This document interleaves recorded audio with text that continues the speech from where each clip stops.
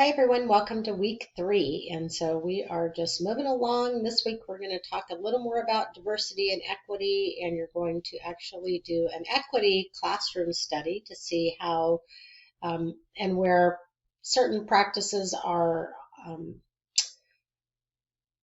obvious and being executed, and where maybe we don't think about practices that could be, and how we can add to and improve the opportunities for all students in our classroom. So that's one of your assignments. The other assignment is you're going to be participating in a discussion forum on equity. And then we are going to start looking at the process for planning lessons, thinking about and using the information from our theater games that you picked out, and then also equity. And then we're going to think about designing some lessons going forward and what's the process we use for that. So many people who are going into the teaching field think about teaching in terms of how they experienced learning as a student. And so the part that we see as students is, oh, the teacher has this idea about a topic to teach, and they find this really cool, engaging activity, maybe an experiment, and they do that.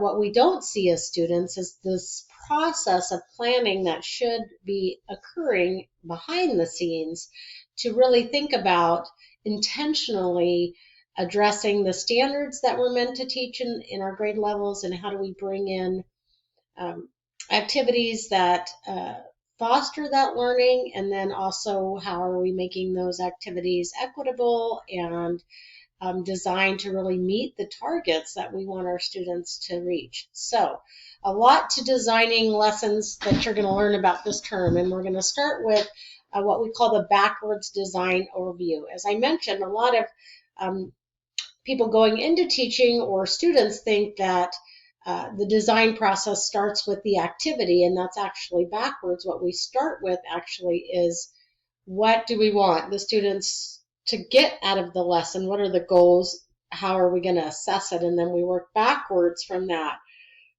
to actually design the lessons. So you're going to get an introduction to that process of backwards design. So here's a short, sorry, it's not the most entertaining video, but it is quick, and a quick overview just to kind of give you a brief introduction. And then there's an example of the backwards design. You're going to be using this process in the coming weeks to plan a lesson. And so you can take a look at the template that we're going to be using for planning. So for this week, it's just getting introduced to that. So your assignments are this equity classroom study. So in this assignment, you're going to actually use this checklist. You're going to take it into a classroom.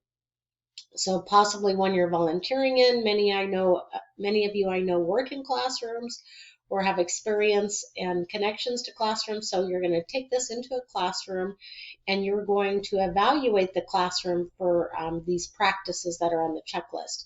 If you are not in a classroom, a K-12 classroom, you could actually do this with one of your college classes and see how those are actually promoting equity. So you're going to use that checklist. You can click on it here and open it. You can also find it attached in the resources for this week here. So you're going to print it out, fill it out. You can scan it, take a picture of it, and upload it into the assignment here. The other assignment is a discussion forum. And again, based on your work in the last couple weeks and your equity classroom survey, you're going to respond to these questions. You're going to then also respond to 2 other classmates' posts, and these actual due dates are wrong. I'll update those. But so your initial post would be due according to the due date, which is on October 16th. And so your response to 2 classmates will be due on October 18th, and I will update those dates in the forum. So that is it for this week, week 3, and I look forward to getting into some planning. So you've been doing kind of some background, like what are some important things to consider when teaching STEM, and now we're going to take those things and we're going to incorporate them and start thinking about creating lessons that are engaging and fun and incorporate all of those content areas. So good luck with this week's work. Again, as always, email me or sign up for office hours if you have any questions.